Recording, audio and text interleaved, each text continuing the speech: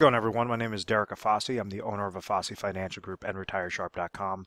Today's topic I want to discuss with you a TSP full withdrawal and do a thorough review on that and show you guys what typically the problems are when someone's thinking of taking all their TSP monies out, whether they've hit an attained age or they severed employment, and then what's the solution of kind of looking at it like a perfect puzzle piece and correlating the full withdrawal to individual goals and kind of segmenting them out properly dependent upon your individual situation. So essentially what happens is an individual might be working for a federal agency, and they're working for X amount of years. They hit their 60s and then they say, you know what, I want to retire. I'm basically going to call it quits. So after X amount of years of service, that might determine how much pension income that they're receiving. So that's a set income stream, a guaranteed income source to the federal government of providing them lifetime income in retirement. So let's say if somebody's working and then all of a sudden they retire at age 65 and then they trigger their pension income, well, that's going to be a specific dollar amount. They may or may not be offered an additional Social Security supplement, depending upon which sort of worker they were, how long ago did they set up with the federal agency. But ultimately, you have a secondary income source known as Social Security that might get triggered at a full retirement age around 67, or if they want to take it a little bit earlier, right around 65 as well. So these are two main income sources. Well, this third aspect is something known as a Thrift Savings Plan, which acts like as a 401k, but it's specifically for federal employees. So what was happening with this TSP was an individual was working, they were getting paid specific dollar amount, and the employer, the federal agency, is saying, well, we'll give you a type of savings account, a type of retirement savings account that you could place your dollars into. And so kind of think of that as a bucket, and we're going to link this bucket directly to, different mutual funds available, such as, the C fund or target date fund or something like that, something along those lines that are going to also add additional interest if the stock market is doing well. So what happens is this individual, let's say if they're making $100,000 in a given year and they say, okay, I want to put 5% away for my TSP, well, then we understand that $5,000 is going to go to that contribution. Let's say if the thrift savings plan is giving a match of 5%, that's just a hypothetical example, well, then that says is the $5,000 that the individual put in, the $5,000 that the federal agency put in equals $10,000 of a contribution for that year. So this individual could keep stacking up more and more of those contributions into that bucket, and ultimately that's supposed to grow the the thrift savings plan bucket. The problem that lies is this interest credit. What determines whether this is going to be a positive interest credit or negative interest credit? Is dependent upon what sort of funding options that individual chose that's linked to this bucket. So when the market was doing fantastic in the 90s to 2000, you were seeing, or 1980s through 2000, you were seeing fantastic growth into these thrift savings plans because it was tied to the stock market. Stock market was doing great, and therefore they were adding contributions. There was a match into that bucket, and then you had a positive interest credit that was further compounding that bucket. Well, you also have hiccups in specific years, and you have downward volatility, you have downward market losses, hence 2008, where you had average portfolios that lost from anywhere 30% all the way to 57% with these types of buckets in just 1 year. So it didn't matter how well or how much this person was saving throughout their entire working years. If they're going and let's say they threw $200,000 total into this bucket throughout the course of that time frame, their account grew to $500,000. But then in 2008, there was, a 30% or 50% drop. They're losing half of that portfolio. They're losing $200,000, $300,000 all in 1 year, which now they're entering the year, $250,000, $300,000. That's a large impact. That's equivalent to some houses that individual just lost, and they had nothing to show for it, because this interest credit was tied to a risky aspect. It was tied to something that did not have a specific floor behind it, did not have a specific safety net if the market went down. So they're saying, oh, well, the market's going to always do great. The market's always going up. It's going up. Yes, but when you're trying to plan for retirement, you want to do everything possible to make sure that you're eliminating that downward market loss so that you do not fall victim to those baby boomers that got affected in 2008 when they said, "Oh, I'm going to be retiring soon," and then ultimately the stock market destroyed their dreams as that additional retirement supplement, as this additional bucket. So let me clear off the screen real quick. So when we look at that TSP as a bucket and that individual situation, let's say they're 65 and they want to call it quits, they want to retire. Well, we understand at age 65 they're going to be receiving pension income. They're going to be possibly receiving Social Security income. And then you have this thrift savings plan that they could leverage that as an additional income source to suffice whatever their specific expenses are, from year age 65 all the way to the rest of their life, to the day that they pass away. And then also, depend upon their spouse's life as well. Usually individuals want to be covered on joint lives. So there's different ways on how they could leverage this TSP account. And I wanted to talk about the little tidbit regarding that interest credit, because that's so vital to understand whether or not it makes sense to take a full TSP, a full withdrawal, meaning use a form TSP 70, and you're rolling those over, rather than take the full withdrawal. When people hear the word withdrawal, they just think, I'm going to take a withdrawal and throw it into my checking account. No, you want to take the full withdrawal and place them into specifically designed IRA contracts that serve a purpose, dependent upon that individual's goal. So what I mean by that is, if we have this individual that is age 65, and let's say that they retire, their pension income is coming to them, and let's say that's $30,000. Their Social Security income, they trigger that early, that's another $30,000. But they have a need of $70,000 of expenses from ages 65 all the way into retirement. Well, then that tells us that they have a gap of what? $10,000. Really simple. Let me clear up the screen. I don't want it to look too messy. And let's say that they have an additional, so I just kind of moved all the variables up top. Let's say in their TSP bucket, this is sitting at another $400,000. So they could go and say, okay, I'm going to just leave my money in the TSP. I'm just going to constantly risk it in those funding options that I have available for myself, and just kind of let it ride and just skim off the top, pull off of those monies.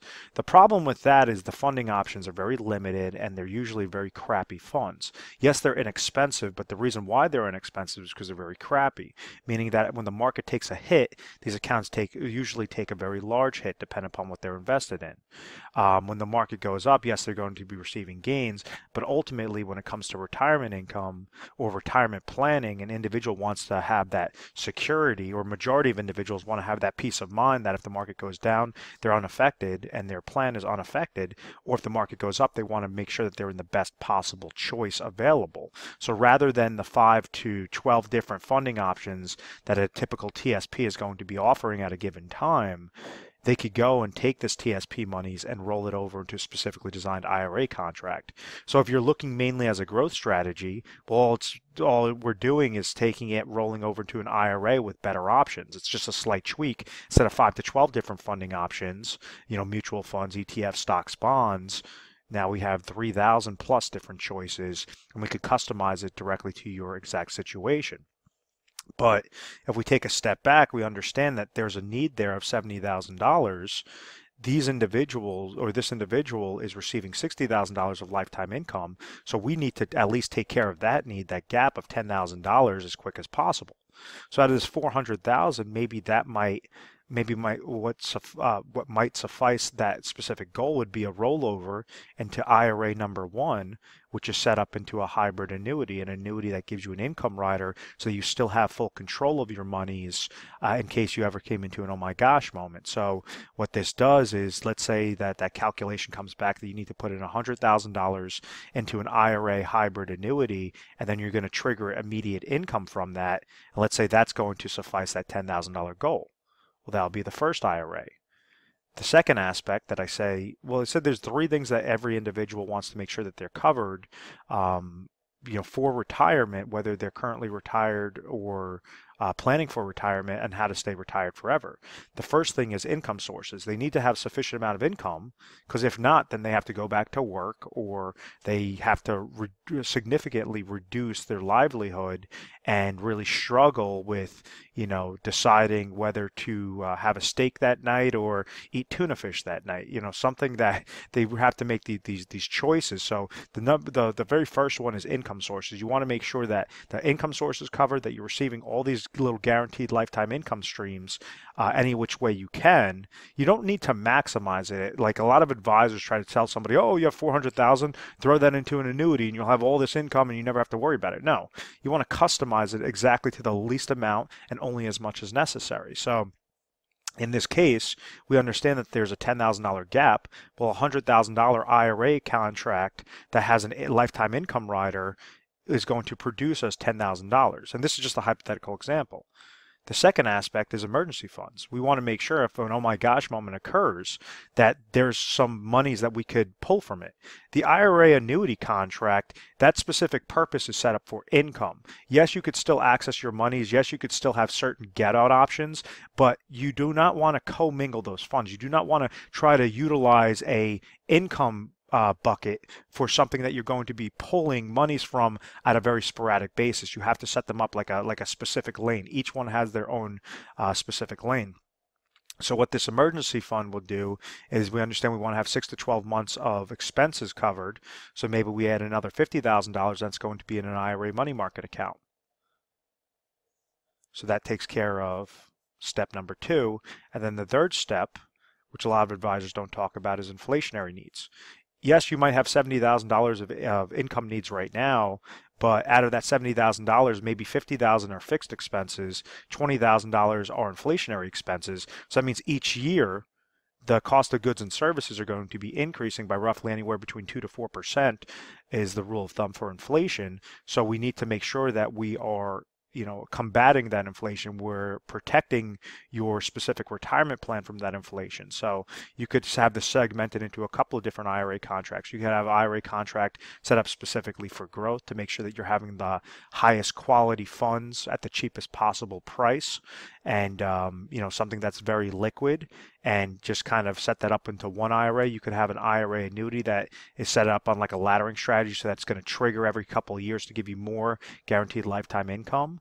And then you also have an IRA that kind of works more as a like a tactical management or a passive management strategy, but it's just going to be overall better bucket. Why would you leave your dollars in the TSP where you're only really susceptible to these 5 to 12, 5 to 15 different funding options that are typically garbage options, as opposed to actually creating a plan and realize that you have that opportunity to have that complete peace of mind, that complete confidence in retirement when you set up this TSP full withdrawal the right way. So it's not a withdrawal. The only thing that's happening when I say full withdrawal is you could take this $400,000 out and segment it out properly. So maybe out of this inflation need, maybe another $100,000 is going into the IRA annuity contract for the inflation annuity contract, and then you have, so that's $250,000. Then you have another $150,000 that's going into a brokerage account with with a Fidelity, TD Ameritrade, or Charles Schwab, et cetera, et cetera. So. And then this is going to hit your 3 different criteria to make sure that you could retire with confidence. So once again, we understand when someone severs employment, they have access to do a full TSP withdrawal. The problems that lie with this is individuals think, first off, that they could just take that money and throw it into their checking account. And the problem with that is you're going to get fully taxed on those monies. And the other problem is they don't have a specific strategy. They just say, oh, I have this bucket of money, $400,000 looks good, or $100,000 looks really nice, and I'll just kind of worry about it as it comes. I'll just kind of skim off the top. And what they do is they leave their money susceptible to fees. They leave their money susceptible to downward market losses. They leave their money susceptible to inflation risk. And they leave their money susceptible to outliving their money, so pulling out too much money too quick, and not having a specific plan in place to give them those income sources properly. So it's kind of a quadruple negative that's going against those counts. So if you think about the TSP as a type of bucket, it's as if you're puncturing a bunch of holes in the bottom of this bucket, and you don't have any sort of safety nets, you don't have any sort of real plan set up. So the solution is to make sure that you're setting up a plan.